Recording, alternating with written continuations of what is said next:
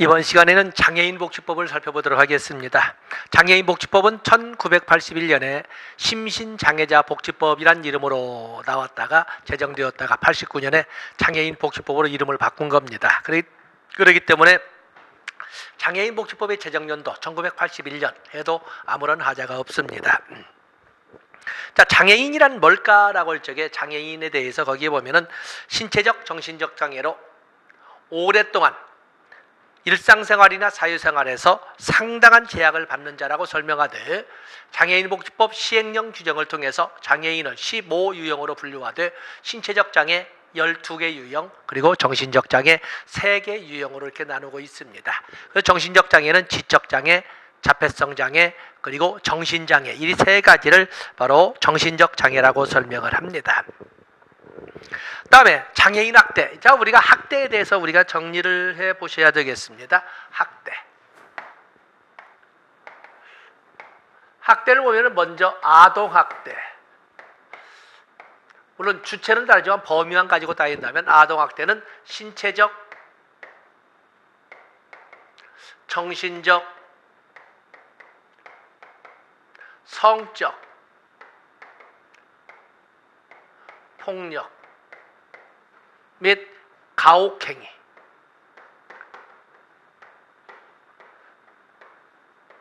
그리고 보호자에 의한 유기, 방임으로 이렇게 6개의 영역을 아동학대의 범위로 설정을 하고 있습니다. 그에 비해서 노인학대는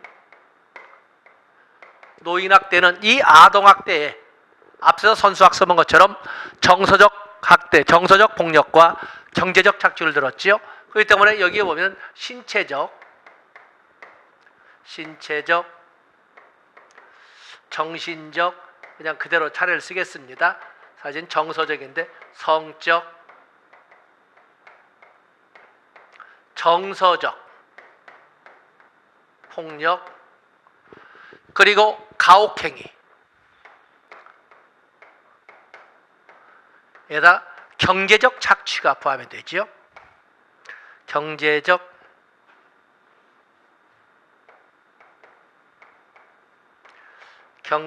착취 그리고 유기, 방임 이렇게 설정을 함으로써 8개의 영역으로 나눴습니다. 그래서 기존에 아동학대에 없었던 정서적 폭력이 포함되었고 그리고 경제적 착취가 아동학대에서 포함됨으로써 이렇게 8개의 범위로 설정을 했습니다. 현재 다루고 있는 장애인 학대는 바로 노인학대에 언어적 폭력이 들어가죠. 그래서 신체적, 정신적, 성적, 자 여기까지는 아동학대, 그 다음에 정서적 노인학대, 그리고 언어적 폭력이 들어가지 않습니까? 언어적 폭력,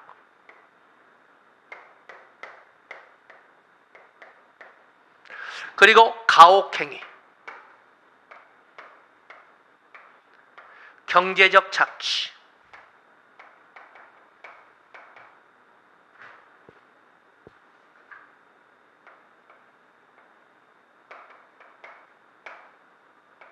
그리고 유기, 방임 이렇게 함으로써 9개의 영역으로 이렇게 쭉 설정을 했습니다. 그러면서 노인학대에 없었던 바로 언어적 폭력이 하나에 포함된 거죠. 그래서 장애인학대란 신체적, 정신적, 정서적, 언어적, 성적 폭력 및 가혹행위, 경제적 착취, 그리고 유기, 방임을 장애인 학대로 이렇게 포함을 하고 있습니다. 그래서 여기는 장애인 학대를 설명하지만 동시에 아동 학대와 노인 학대와 그리고 장애인 학대의 개념을 정립을 해봤습니다.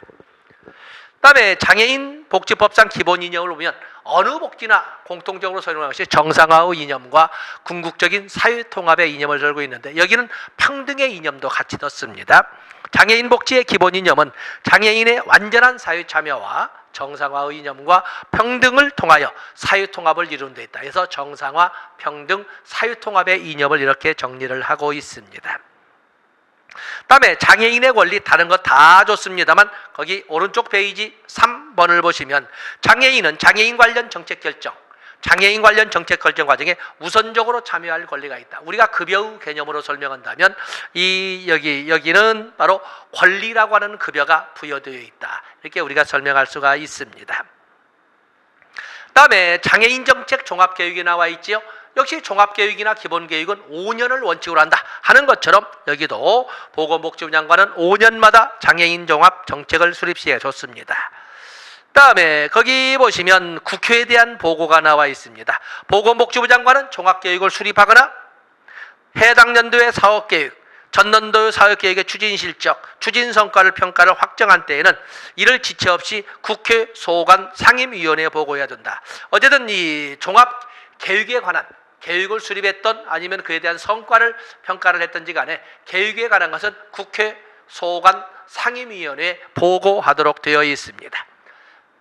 다음에 장애인정책 조정위원회 나와 있습니다. 장애인정책 조정위원회, 선수학습했습니다만 사회보장위원회, 아동정책 조정위원회, 장애인정책 조정위원회, 또 뒤에 나올 보육정책 조정위원회는 모두 국무총리 소속으로 하고 있습니다. 그러면서 이 사회보장위원회, 아동정책조정위원회, 여기 나오는 장애인정책조정위원회 위원장은 밑에도 둘째 줄인 것처럼 국무총리가 된다고 가지고 가시면 됩니다. 다음에 페이지를 넘어가 보시면 중앙행정기관의 장은 해당 기관의 장애인 정책을 위해서 장애인 정책 책임관을 지정하고 그 밑에 보면은 장애인 복지 관련 사업의 기획, 조사, 실시 등을 하는데 필요한 사항을 심의하기 위하여 지방자치단체에 두는 것은 지방장애인 복지위원회라고 합니다. 지방장애인 복지위원회라고 한다. 다음에 장애인의 날은 4월 20일로 되어 있습니다. 장애인의 날 4월 20일. 다음에 장애인 가족 지원이 한 번쯤은 나와야 되지 않느냐 이렇게 보고 있습니다. 그래서 국가와 지방자치단체는 장애인 가족의 삶의 질 향상, 안정적인 가정생활 영위를 위하여 다음과 같은 시책을 수립 시행해야 된다 이렇게 되어 있는데 장애인 가족 인식 개선 사업, 장애인 가족 돌봄 지원, 장애인 가족 휴식 지원, 장애인 가족 사례 관리 지원, 장애인 가족 역량 강화 지원, 장애인 가족 상담 지원. 자, 전부 장애인 가족에 대한 지원이기 때문에 인식 개선 사업, 돌봄 지원, 휴식 지원, 사례 관리 지원, 역량 강화 지원, 가족 상담, 맞으면 상담 지원 등이 있다. 그래서 박스 문제를 가지고 여러분들이 한번 대비할 필요는 있지 않느냐. 그래서 장애인 가족 지원을 한번 기다려보고 있습니다. 다음에 거기 실태조사, 실태조사는 특별한 일이 아니고서는 아동 종합 실태조사나 정신건강 실태조사나 자살자 실태조사처럼 아주 특수한 경우가 아니고선 3년을 원칙으로 합니다. 당연히 장애인 정책에 관련된 실태조사도 3년마다 하는 걸로 되어 있습니다.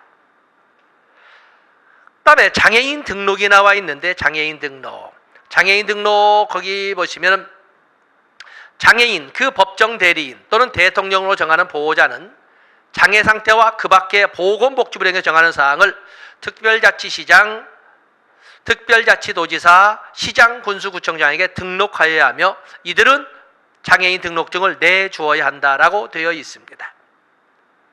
그리고 보면 또 3번에 거기 4번으로 넘어가 보시면 장애인의 장애인정과 장애정도의 사정에 관한 업무를 담당하기 위하여 장애인정, 장애정도의 사정 업무를 담당하기 위하여 보건복지부에 장애인 판정위원회를 둡니다. 장기요양 판정위원회는 공단에 두는 데 비해서 장애인 판정위원회는 보건복지부에 둔다고 되어 있습니다. 보건복지부에 장애 판정위원회를 둔다라는 걸 여러분들이 봐주시면 되고, 다음에 6번에 보시면 좀 함정이 있어서 특별자치시장, 특별자치도지사, 시장, 군수구청장은 장애인 등록 및 장애 상태의 변화에 따른 장애 정도를 조정함에 있어 장애인의 장애 인정과 장애 정도 사정이 적정한지를 확인하기 위하여 필요한 경우 대통령령으로 정하는 공공기관의 장애 정도에 관한 정밀심사를 의뢰할 수 있다. 그래서 장애인에 대한 정밀심사를 의뢰할 수 있는 것은 대통령령으로 정하는 공공기관에 의뢰할 수 있는 것입니다. 자, 거기도 보시고. 다음에 페이지를 넘어가 보시면 제외동포나 외국인도, 자, 문장을 길게 해서 제32조의 2에서 결론은 제외동포나 외국인도 장애인 등록할 수 있습니다. 어떤 제외동포, 어떤 외국인, 여기까지 중요하지 않고 어쨌든 제외동포나 제외동포나 외국인도 장애인 등록을 할 수 있다라는 것을 봐주시면 됩니다. 다음에 4번에 장애인 복지 상담원 나와 있지요. 장애인 복지 향상을 위한 상담 및 지원 업무를 맡기기 위하여 시군구에 장애인 복지 상담원을 둔다. 시군구에 장애인 복지 상담원 둡니다. 둡니다. 그리고 이 장애인 복지 상담원 있죠? 시군구에 둔다. 장애인 복지 상담원은 그 업무를 할 때 개개인의 인격을 존중하고 업무상 알게 된 개인의 신상에 관한 비밀을 누설해서는 안 된다. 특히 장애를 가지고 있기 때문에 이런 신상에 관한 것을 그냥 평범한 얘기처럼 하지만 많은 장애인들은 그로 인하여 상처를 입을 수가 있는 거거든요. 그래서 특히나 이 신상에 관한 비밀을 누설해서는 안 된다. 봐주시면 되겠습니다. 다음에 오른쪽 페이지 보면 생업지원도 있고 다 거기 읽어보시고 8번에 장애수당부터 넘어가도록 하겠습니다. 장애수당을 거기 보시면 장애수당은 장애인의 장애 정도와 경제적 수준을 고려하여 장애로 인한 추가적 비용을 보전하기 위하여 장애수당을 지급할 수 있습니다. 그다음은 장애수당의 대상자 선정 기준은 뭐예요? 그 장애인의 장애 정도 전문가의 진단, 그 장애인의 경제적 수준 자산조사를 고려해서 장애수당을 지급할 수 있는 거거든요. 자, 조심할 것이 단서조항에 있습니다.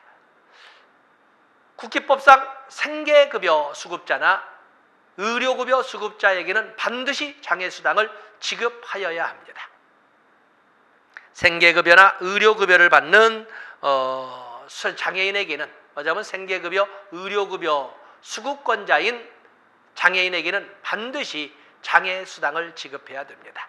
그러나 장애인연금법에 의해서 장애인연금을 받는 장애인에 대해서는 장애수당을 지급해서는 안 됩니다. 왜냐하면 그럴 경우에는 중복급여가 되기 때문에 그렇습니다.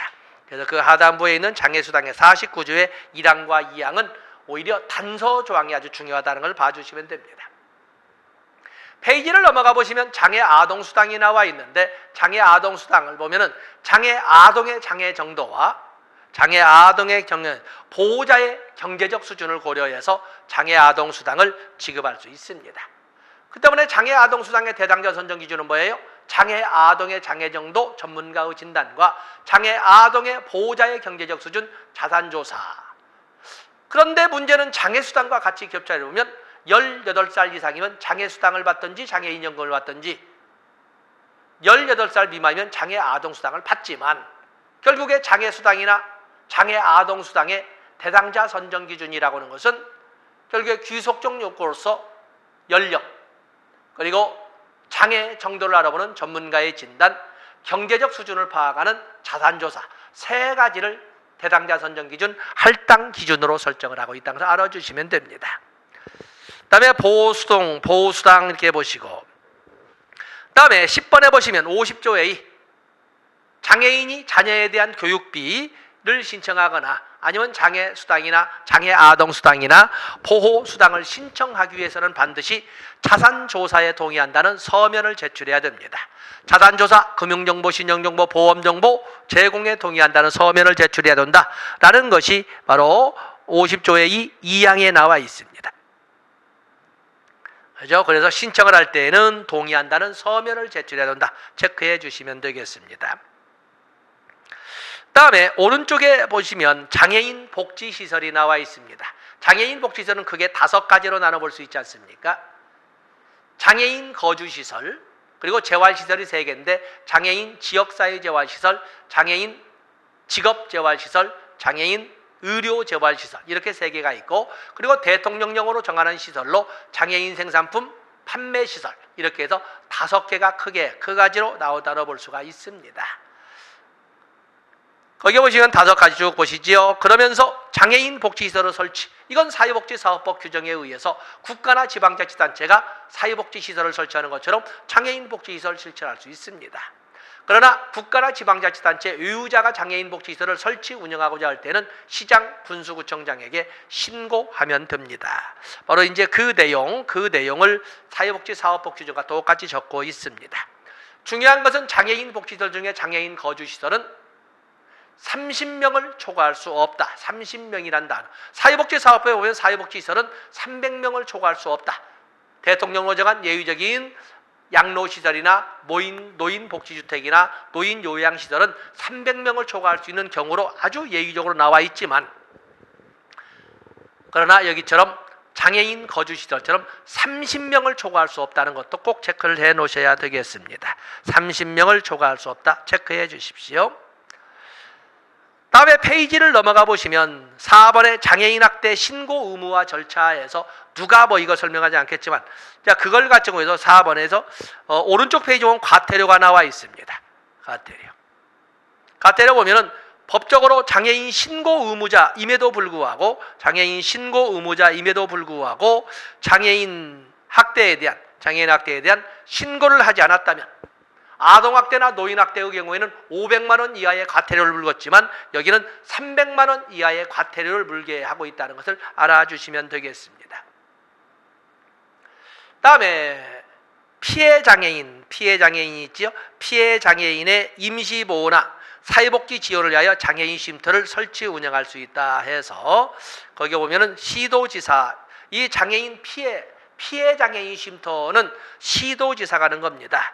그래서 거기 보면은 특별시장, 광역시장, 특별자치시장, 도지사, 특별자치도지사. 그래서 어떤 시도지사는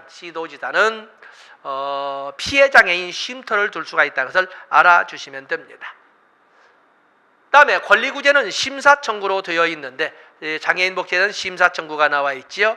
그래서 장애인 복지 실시기관에 심사를 청구할 수 있습니다.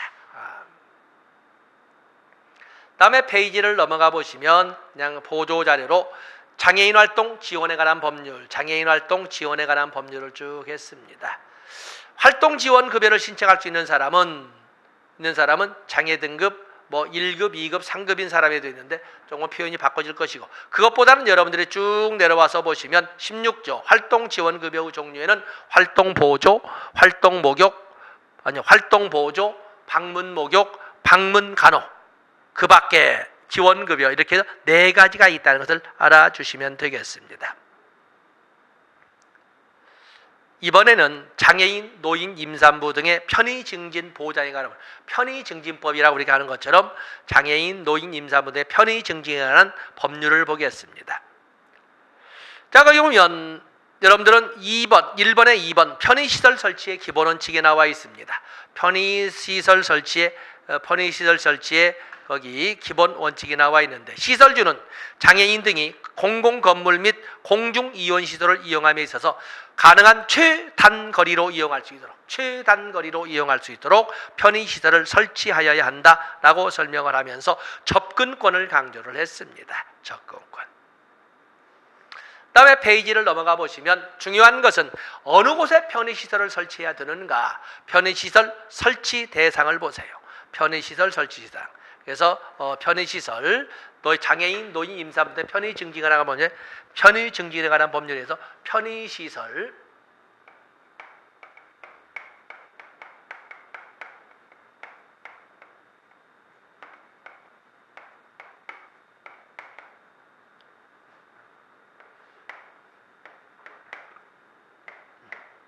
자, 거기 보면 공원에 최단거리로 접근할 수 있는 편의시설을 설치해야 됩니다. 또 그러면 공공건물,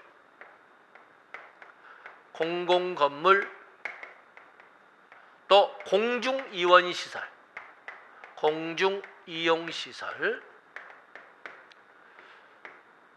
또 그런가 하면은 거기 3번에 나온 것처럼 공동주택. 그런데 중요한 것은 통신시설도 있습니다. 통신시설에도 편의시설을 설치해야 됩니다. 그리고 기타. 그래서 편의증기에 관한 법률의 규정에 의해서 편의시설을 설치해야 되는 시설에는 공원, 그리고 공공건물, 또 공중이용시설, 공동주택, 그리고 거기 오면 편의증기에 관한 법률에서는 통신시설도 있다는 것을 알아주시면 되겠습니다. 편의시설도 있다는 것을 알아주셔야 된다. 다음에 그 실태조사에 조심할 것이 있습니다. 우리는 실태조사 그러면 아주 특별한 예외, 아동종합실태조사나 정신건강실태조사처럼 5년에 한 번씩 하는 것도 있지만 원칙적으로는 3년이라고 그랬습니다. 3년.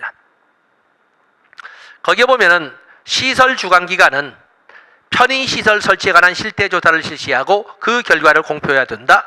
2번 실태조사는 매년 전수조사나 표본조사로 하되 5년에 한 번은 전수조사를 해야 된다.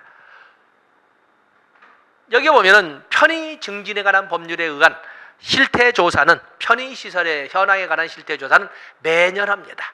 전수조사나 표본조사를 하는데 적어도 5년에 한 번은 전수조사를 해야 된다는 것을 알아주시면 됩니다. 다음에 거기 여러 가지가 있지만 오른쪽에 지원, 장애인에 대한 편의 제공도 있지만 장애인 전용 주차구역 볼까요? 공공건물 및 공중이용시설 시설주는 주차장 법령이 정하는 설치 비율에 따라 장애인 전용 주차구역을 설치하여야 한다. 그래서 공공건물과 공중이용시설은 장애인 전용 주차구역을 설치하여야 한다는 걸 봐주시면 되겠습니다. 다음에 페이지를 넘어가 보시면 나머지는 여러분 편하게 읽어보시고 영유아 보육법 보겠습니다. 영유아 보육법은 1991년에 청소년 기본법과 더불어서 제정되어서 실시된 것이 영유아 보육법이 되겠습니다. 자, 영유아 보육법에서 목적 보시되 오른쪽 페이지 영유아 6세 미만의 취약전 아동을 영유아라고 이렇게 정의를 합니다. 6세 미만. 다음에 기본 이념을 보시되 영유아 이익 최우선의 원칙, 또 쾌적한 환경에서 성장하는 원칙, 그리고 어떠한 차별도 받지 아니하고 무차별 평등의 원칙. 자, 이런 것이 영유아 보육법에 있다 이렇게 봐주시면 됩니다. 별표하실 것은 밑에서 보육정책조정위원회가 있습니다. 아까 말씀드린 것처럼 사회보장위원회, 아동정책조정위원회, 장애인정책조정위원회, 여기 나오는 보육정책조정위원회는 모두 국무총리 소속으로 합니다. 그런데 전자에 있었던 사회보장위원회나 아동정책조정위원회나 장애인정책조정위원회는 국무총리가 위원장을 맡지만 보육정책조정위원회는 국무총리 산하의 장관급인 국무조정실장이 위원장을 맡습니다. 제일 밑에 그래서 국무총리 소속인 것은 같지만 위원장을 국무조정실장이 맡는다는 밑에 제일 밑에 줄에 있지요. 체크해 놓으셔야 되겠습니다. 다음에 거기 보시면 보육정책위원회에서 보건복지부, 시도, 시군구회, 보건복지부에는 중앙보육정책위원회, 시도, 시군구에는 지방보육정책위원회가 있다. 다음에 육아종합지원센터도 보건복지부 장관은 중앙육아종합지원센터를, 시도지사, 시장군구청장은 지방육아종합지원센터를 설치 운영해야 된다 해서 중앙지방이 다 이 땅을 봐주시고 보육실태 조사는 3년 또 똑같습니다. 자, 별표할 것은 바로 어린이집이 되겠습니다. 어린이집에는 7개의 유형이 나와 있는데 국공립 어린이집부터 시작해서 민간 어린이집으로 쭉 나눠볼 수 있지 않겠습니까? 그 중에 여러분들은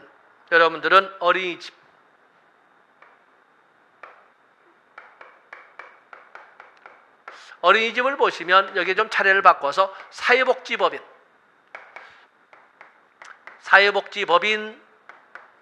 어린이집, 그다음에 법인단체 등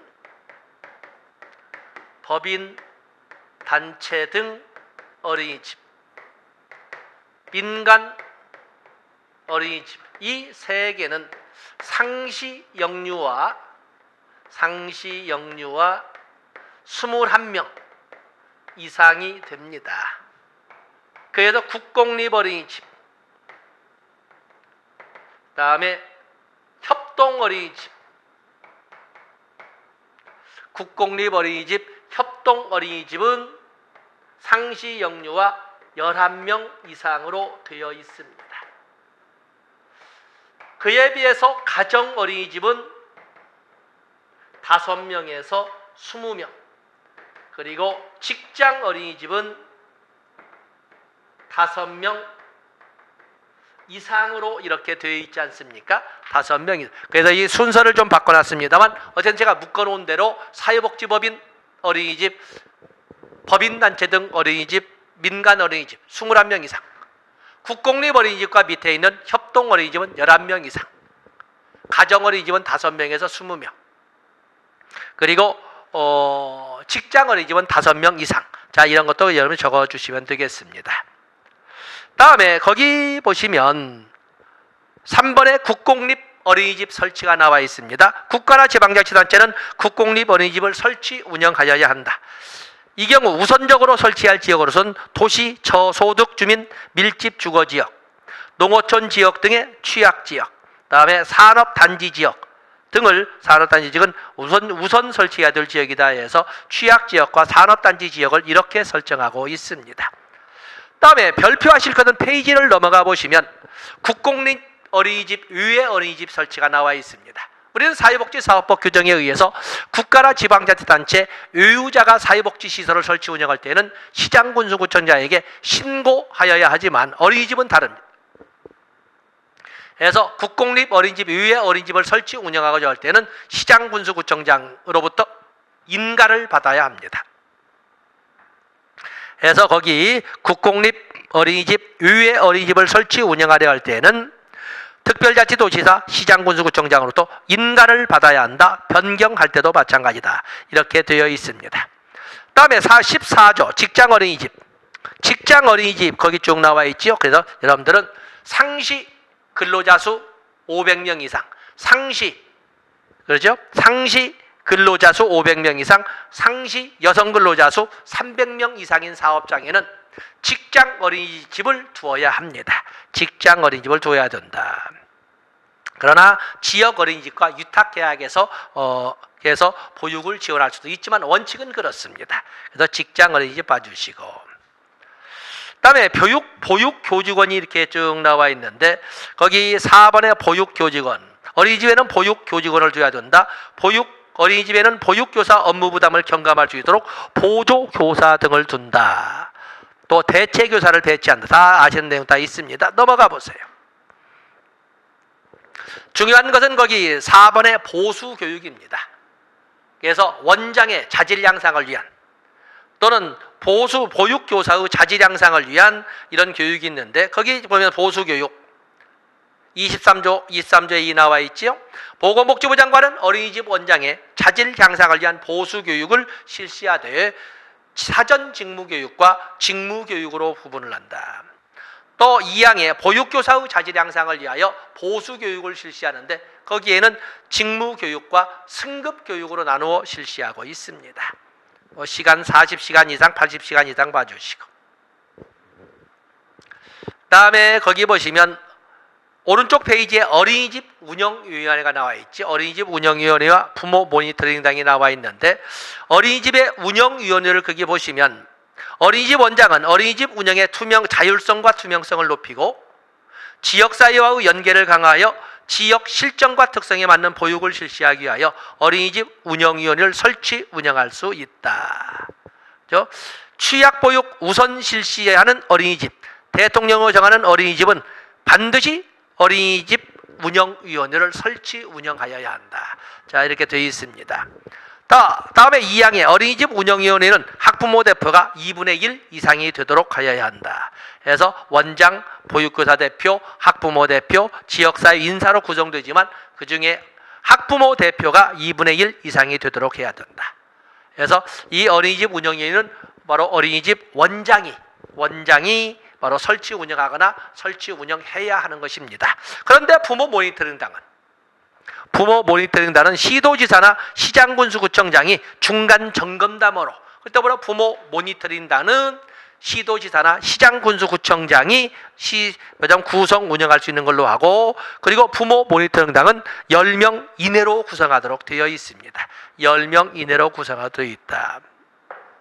페이지를 넘어가 보시면 취약보육을 우선 실시할 지역이 있습니다. 취약보육을 우선 실시하는 것이 있는데, 거기 취약보육의 내용을 보시면 영아보육, 3세 미만을 대상으로 하는 영아보육, 그리고 장애아 보육, 다문화 아동보육, 그리고 요즘에 급증하고 있는 시간 연장형 보육, 이렇게 취약보육의 종류에는 4가지가 있습니다. 영아보육, 장애아 보육, 다문화 가정, 다문화 아동보육, 그리고 시간 연장형 보육, 이렇게 4가지가 있다는 것을 봐주시면 됩니다.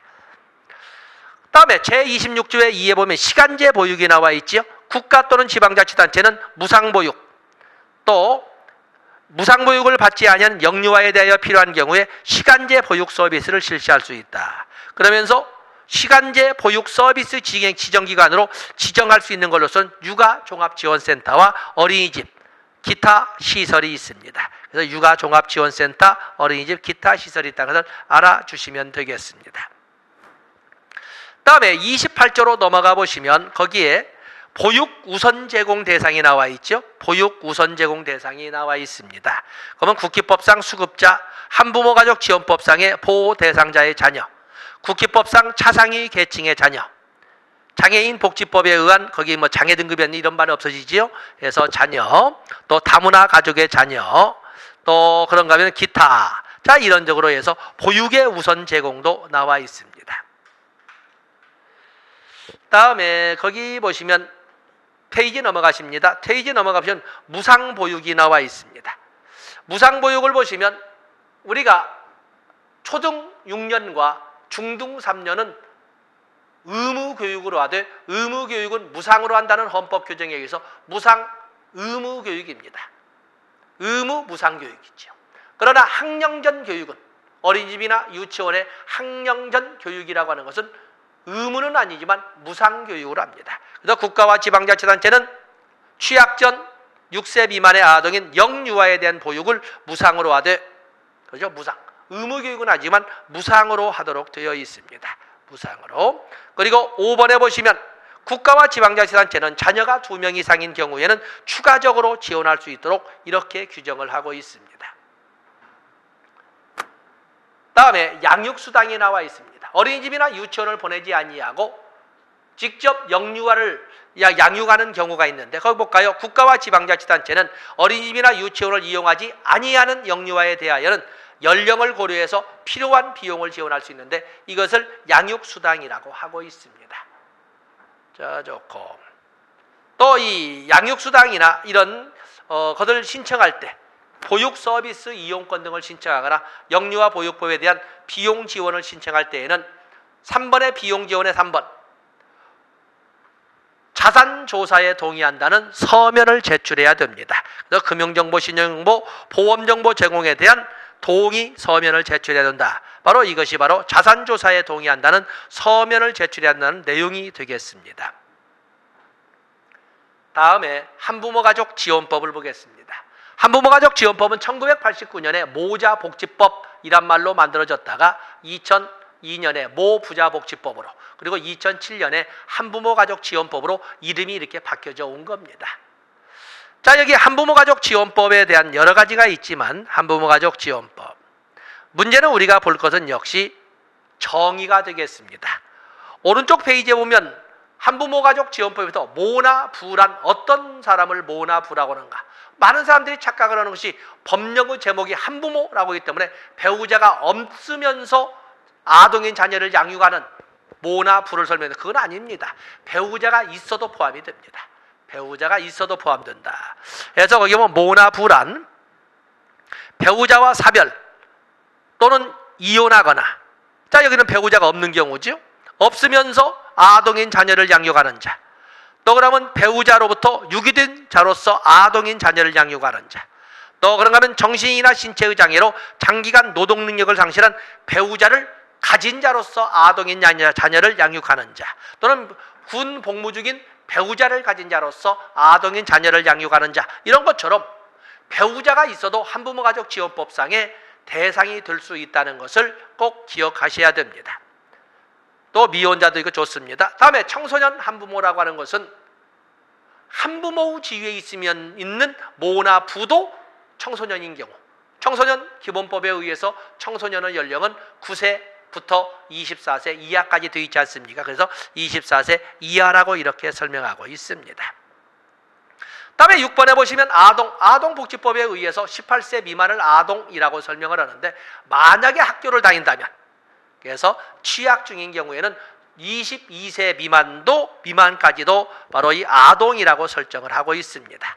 만약에 병역의 의무를 이행하고 취약할 경우에는 병역이 24개월 했다. 만약에 그렇다면 22세가 아니라 24세까지를 아동의 범위에 넣어서 이렇게 그 한부모의 범위를 정한다는 것을 알아주시면 되겠습니다. 다음에 거기 보시면 6번의 지원 대상자의 범위에 대한 특례. 앞에 우리가 정의를 볼 적에 한부모가족지원법상의 모나 부는 법률로 정하는 이런 조건을 가진 자로서 아동인 자녀를 양육하는 자라고 하지 않았습니까? 그런데 특례를 보면은 혼인관계에 있지 아니한 자로서 출산 전 임산부와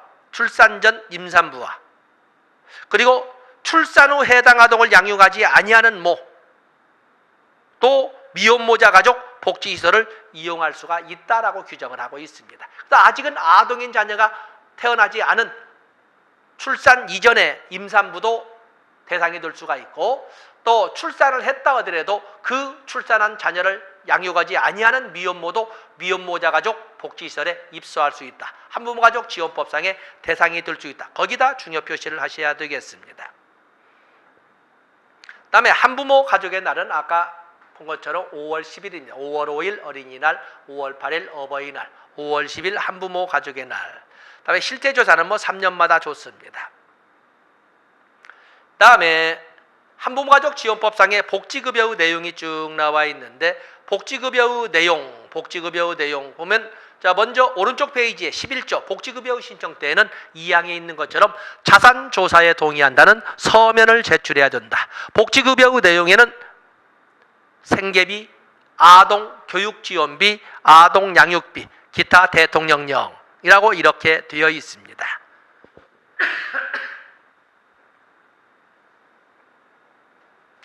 다음에 페이지를 넘어가 보시면 한부모가족 복지시설이 나와 있습니다.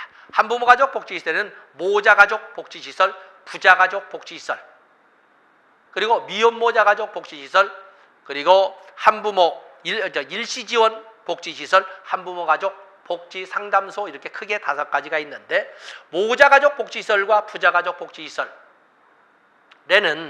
바로 기본생활지원과 공동생활지원과 자립생활지원 3개 영역으로 나눠진 지원을 해줍니다.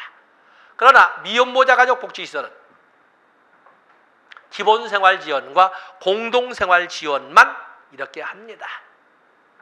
그 외에도 일시지원 복지시설과 한부모가족 복지상담소가 있다는 걸 봐주시고, 다음에 한부모가족 복지시설의 설치는 사회복지사업법 규정에 근거해서 원칙은 국가나 지방자치단체가 설치 운영할 수 있지만, 국가나 지방자치단체 유유자가 설치 운영하고자 할 때는 시장, 군수구청장에게 신고하면 됩니다. 1항과 3항으로 사회복지사업법 규정을 반영해서 정리를 했습니다.